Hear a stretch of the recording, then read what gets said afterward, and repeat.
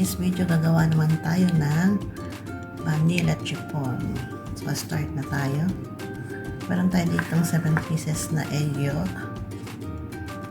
I-mix lang natin. Gamit ang ating quartz.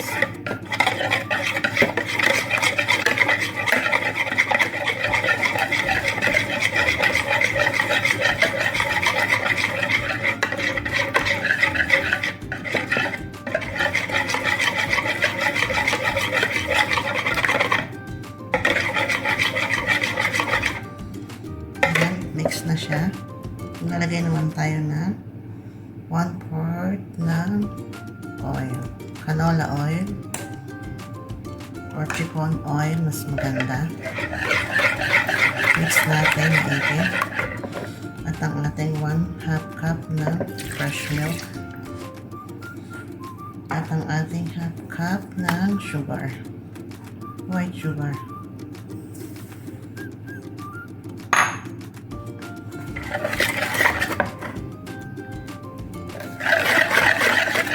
Mix lang natin maigi para tunawin lahat ng sugar. So, ayan, pwede na siya. Mag-add na tayo ng ating cake bar. Meron tayo ditong cake bar na 1 1/3 cup. Nasip ko na to.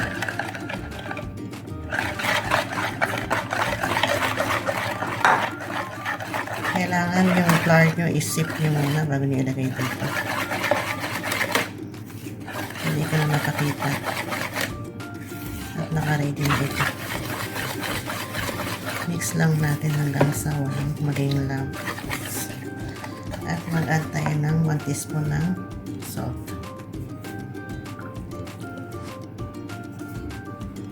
Tips pala para huwag magkaroon ng maraming bubbles. Haluin nyo lang siya ng dahan-dahan. Huwag nyo i-overmix. Pag nakita nyo nag-mix na lahat, okay na siya.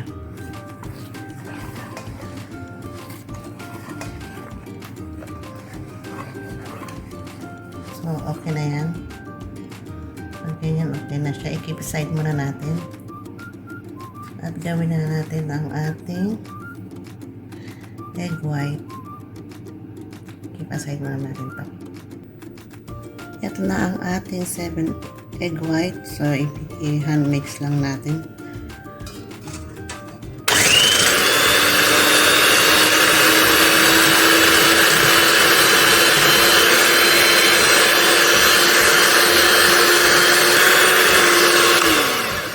Pag kanyang mabula na, pwede na natin i-add ang ating 1 teaspoon na vinegar or suka.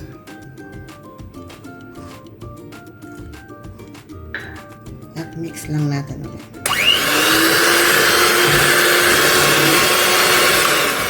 Pwede na natin i-add ang ating sugar na 1/2. Pero ang paglalagay nito ay unti-unti lang. Tulad ng ganito lang.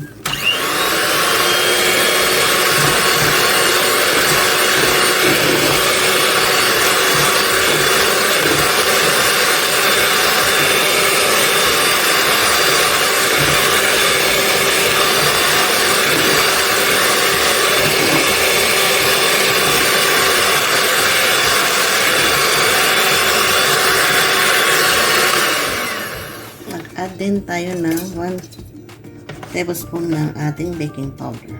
Unti-unti lang din ang ilagay.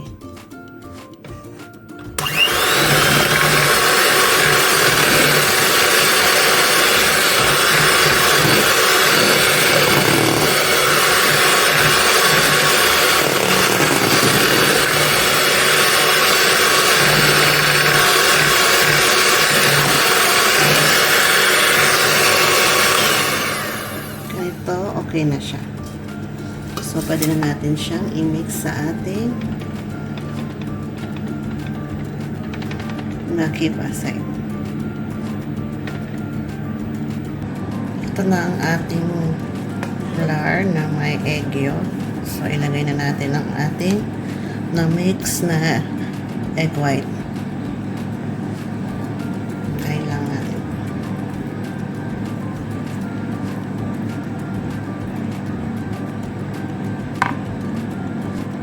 Unti-unti lang din ang paglalagay ng egg white.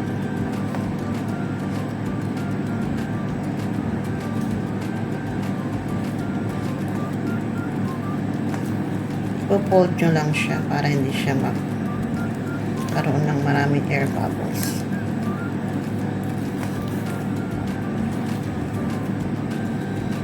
Mix lang natin maigi ng paunti-unti ang ating egg white hanggang sa magkulay white na siya lahat. Huwag nyo i-overmix.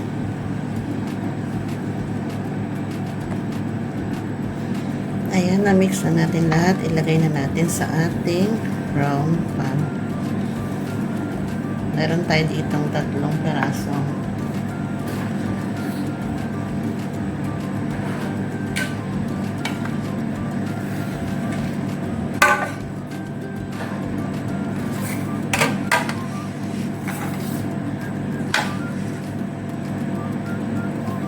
Itong malaki is 22 cm.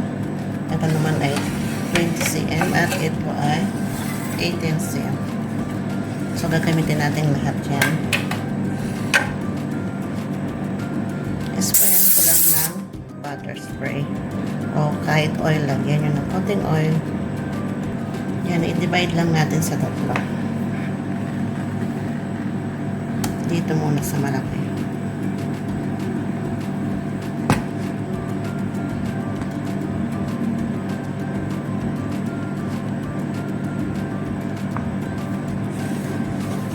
At ito naman.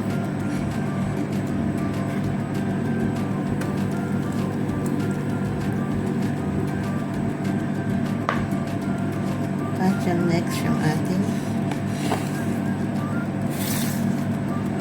18 cm.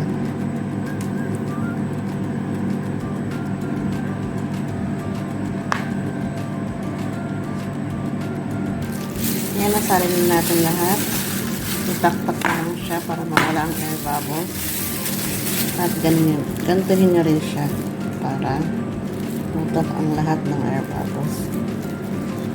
At lulutuin natin ito sa oven ng 25 minutes. Pangalawang tips nga pala, pagka magluluto kayo nito, huwag kayo bukas ng inyong oven para hindi bumagsakan yung vanilla chiffon. So, stay tuned guys. Beans recipe. Ito na siya. Sinalang ko na. Naglagay ako ng tubig ng 2 cups para hindi masunog ang ating vanilla chiffon. So, i-close lang natin yan. Wait tayo ng 25 minutes. Stay tuned guys. Beans recipe. Ayan na siya. After 25 minutes, luto na. Mainit.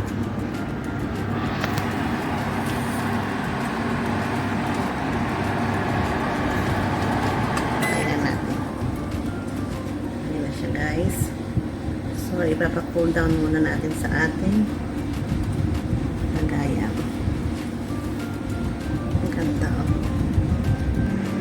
Ayan na siya. Magkukusa ang maghihiwalayan mamaya. So, pag tinaob na natin yan, makikita nyo na siya white, fluffy. Kusa na yan maghihiwalay pagka hindi na siya mainit. So, wait nyo lang. I-assemble na natin yan. Stay tuned. Beans recipe. Ayan, naka-hold down na siya. Papakita ko nung sa inyo kung gano'n siya ka ganda.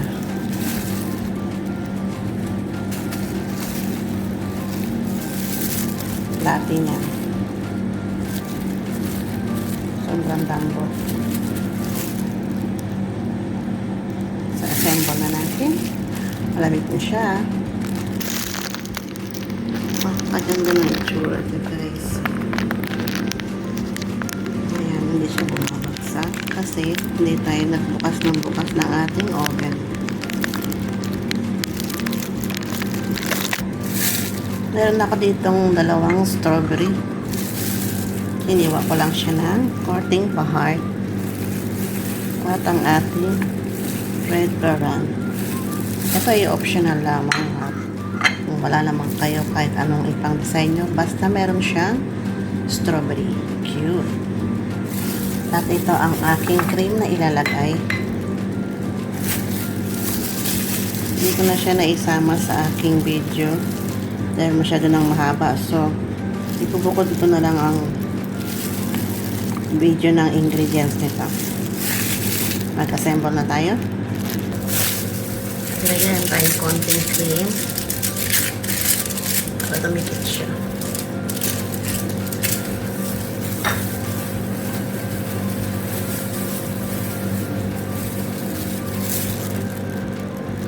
At ito ang ating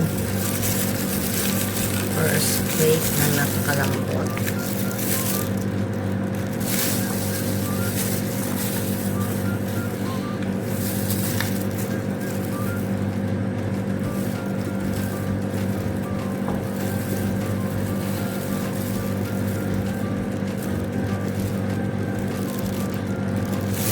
Ito ay white chocolate, homemade white chocolate na ating ang toppings nito.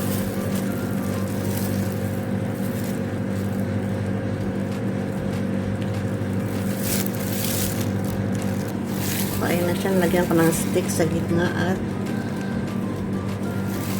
nahuhulog siya. Lagyan lang natin ang ating lahat ng cream.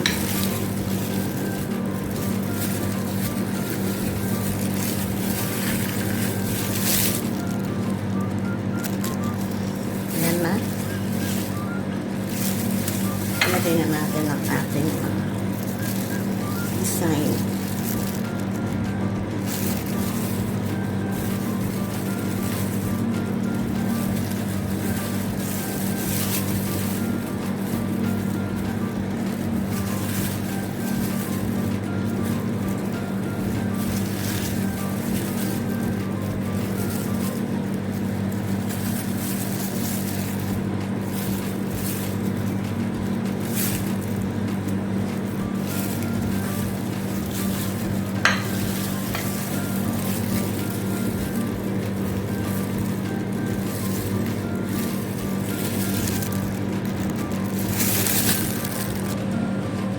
Ito siya guys, finished product.